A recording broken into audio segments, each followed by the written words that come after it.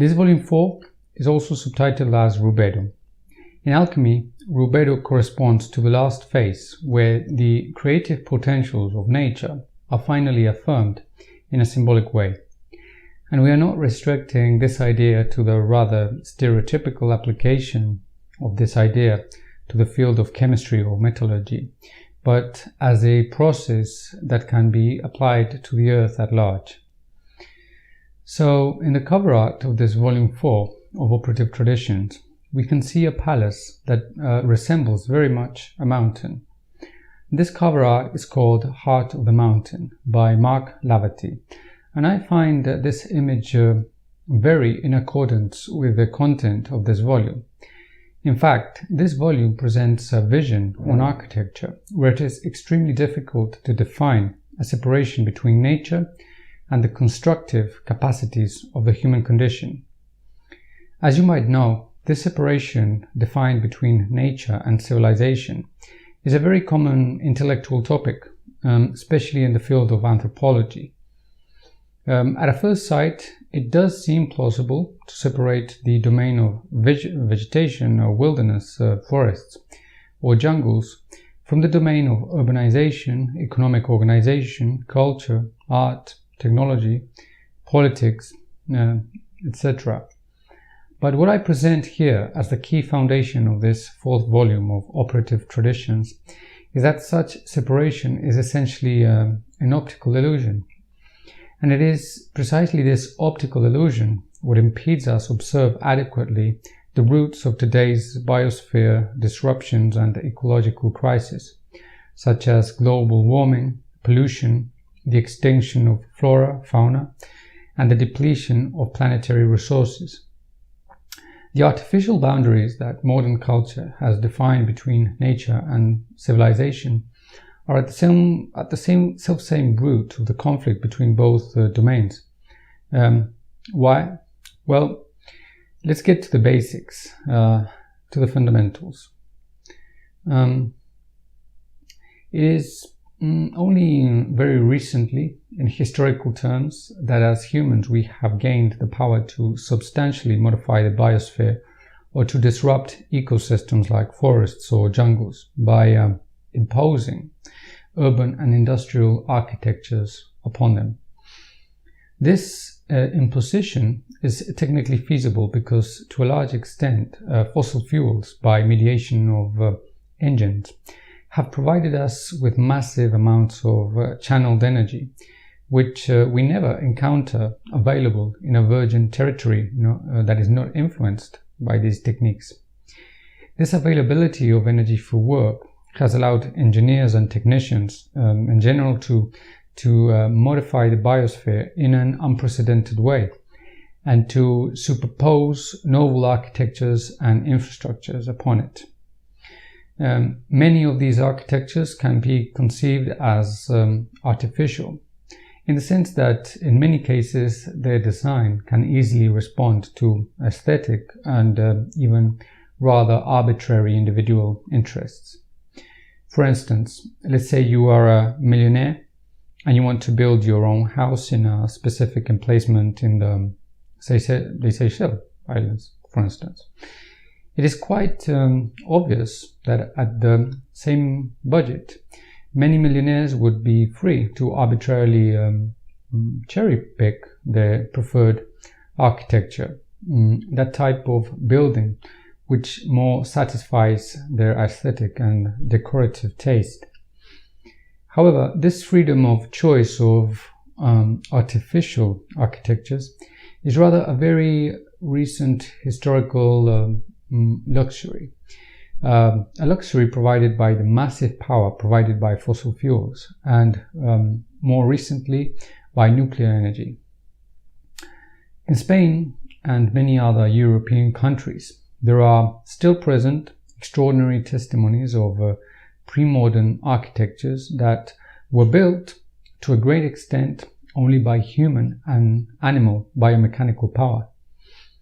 In these conditions, such freedom of building arbitrary architectures was rather exceptional, and it was actually the specifics of the territory what determined how and what could be erected in order to produce things and make an economy feasible.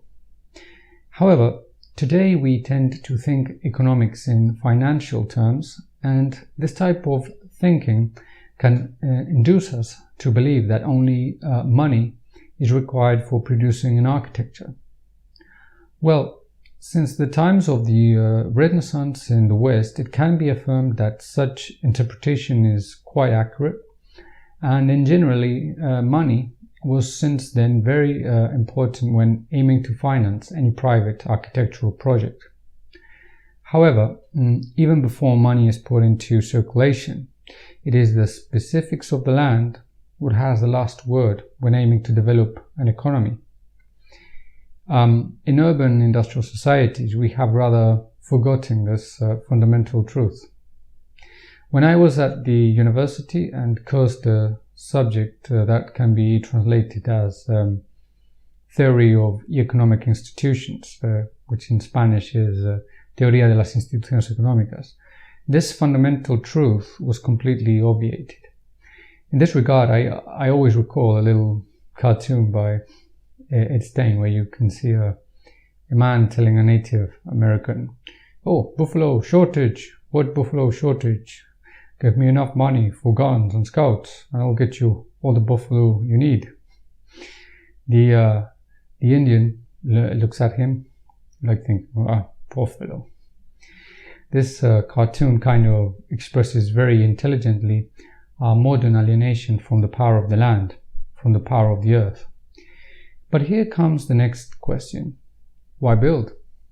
Why spend so much work and economic resources and purely architectural and artistic creations that don't feed the economic needs of a community, if such work and resources can be better invested in raising crops or managing a farm? Now, in order to answer this question, we are unfortunately limited by many modern economic models that lack, above all, an energetic and thermodynamic understanding of economics. And due to this, in this volume, I present to the readers what I refer to as an architectural model of economics.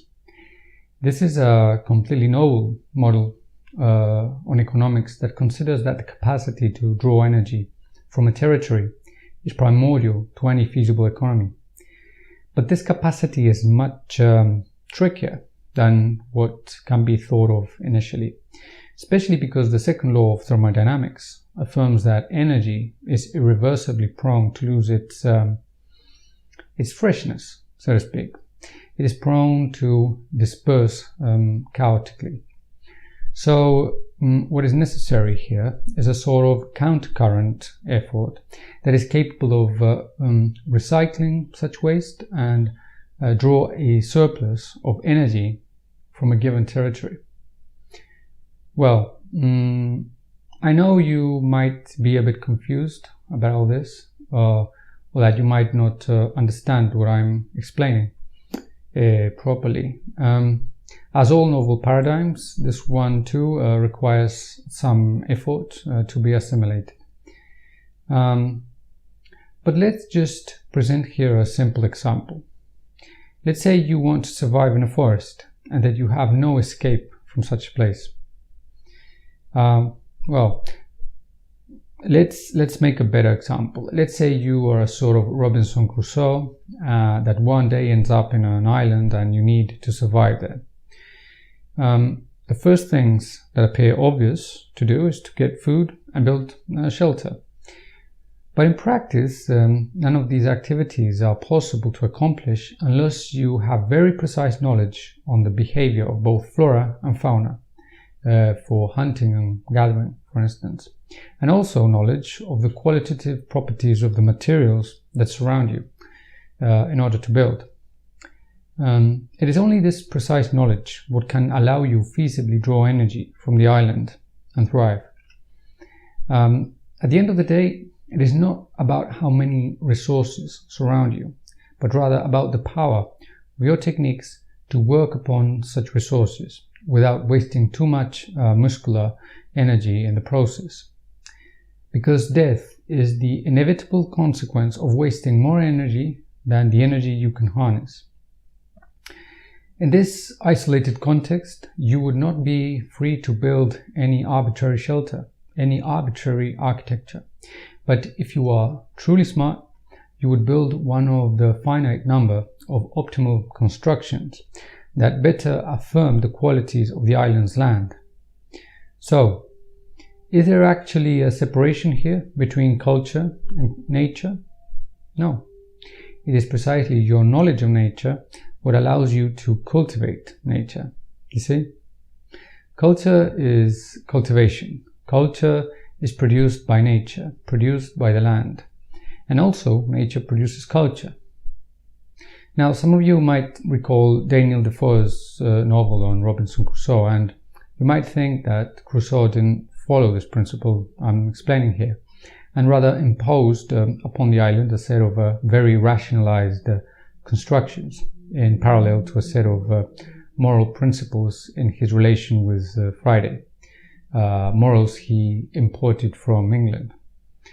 Okay, and I would agree, but in this account we are rather referring to the imposition, in the account of Crusoe, we are referring to the imposition of civilization over nature, not culture over nature.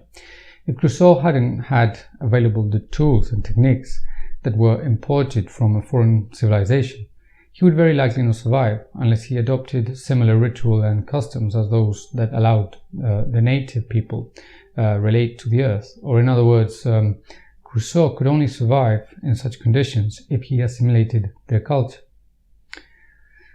So I guess that now you might begin to realize the rather blurry separation that exists between the land and its culture, between the land and the techniques that optimally cultivate it. Today's notion of culture is, however, separated from the earth's life. It is an alien culture, so to speak. We talk about celebrities, about politicians, about history, spectacle, science, etc. But we very seldom address the land, the earth. Or in other words, we no longer have a culture that allows us relate to the specific dynamics of the planet. For instance, modern society is depleting the earth's resources and compromising its own future, its own survival. And yet there is still no set of customs or ritual available today that can guarantee that we shall be able to overcome this future wave of scarcity and destruction. Native people, such as the Native Americans or many other Aboriginal tribes, still today are convinced that modern civilization is absolutely mad, sick, pathological, going astray, and simply because its culture is artificial, arbitrary, no longer rooted in the dynamics of the earth. In this fourth volume of Operative Traditions, I make use of film director Godfrey Reggio's movie Koyaanisqatsi as an artistic framework to present in more detail and depth all the ideas I've just pointed out a while ago. Some of you might not have seen the film, but this really doesn't matter in order to understand the text of this book. Although I do recommend seeing the film anyway.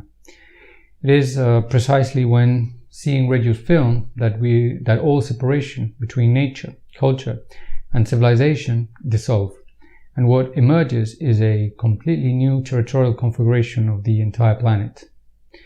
As Ernst Jünger said in one of my favorite quotes of him, we are no longer talking about a new ideology, but about a new reality. To separate this new reality from the way modern society acts and thinks is extremely naive and rather justifies further alienation. So what I present in this book is the realization of these crucial connections, especially as a basis for recovering a new relation to the planet, which is probably needed today more than ever before. If a culture emerges that contributes to symbolize the creative potentials of the earth beyond the destructive processes that are today taking place, such culture ought to begin with recovering the power implicit in operative disciplines, so that can be awakened and further developed new symbiosis with the planet that can transcend the rather parasitic behavior of the human condition which characterizes our time. In this sense, we can still learn a lot from wilderness, from those great wild animals like wolves or wild boars that have kept intact their instincts, their connection to the land. For instance, it is totally inaccurate to state that wild animals struggle for survival. This is just another optical illusion caused by a kind of ideological distortion of Charles Darwin's work. If we look more carefully into wilderness, we shall rather realize that the key that actually allows a given wild species to survive in a territory is not the struggle for survival itself, but the struggle for territorial symbiosis. This symbiosis not only guarantees an adequate integration of such species in the ecosystem, but also settles the optimal conditions for the future development of its offspring. This is like in sports. Your will to win in a competition is not enough to win, unless you also have mastered the best techniques and skills. So this is why at the end of this volume I present some very interesting accounts of heroic characters, both fictional and real, who manage to become pioneers of a way of gaining a new relation to the power of technique and technology. This relation is operative, and it allows to provide meaning to all the speed, fire, destruction, and techniques that characterize our age. An enlightening meaning.